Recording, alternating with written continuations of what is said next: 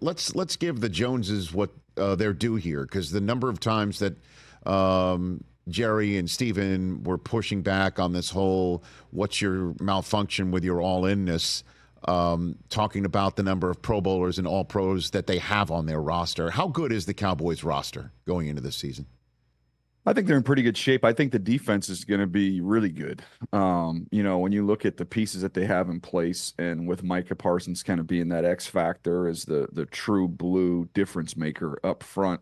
And I'm curious to see, everybody's positive. I always like to clarify that, when you go on these training camp tours, I've yet to go to a place where the coaches you talk to are like, you know what, we're screwed. We stink.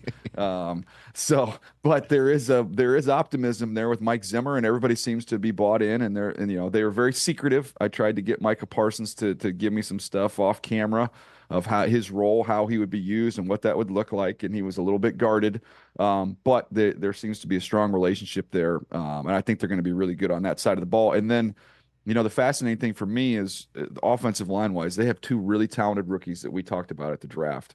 Tyler Guyton, who I believe is going to be their long-term left tackle, and then Cooper Beebe, who I believe will be their long-term center.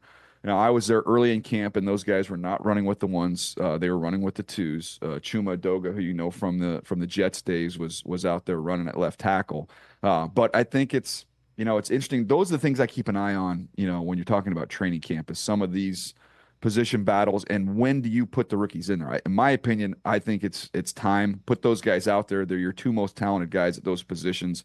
Let them, work through things. Let them go up against, your first team defense on a daily basis, and kind of get, kind of scarred up a little bit before the season starts. So that to me, I'm keeping an eye on how long before they let those guys loose. Catch the Rich Eisen Show every single day on the Roku channel, 12 to 3 Eastern, for free.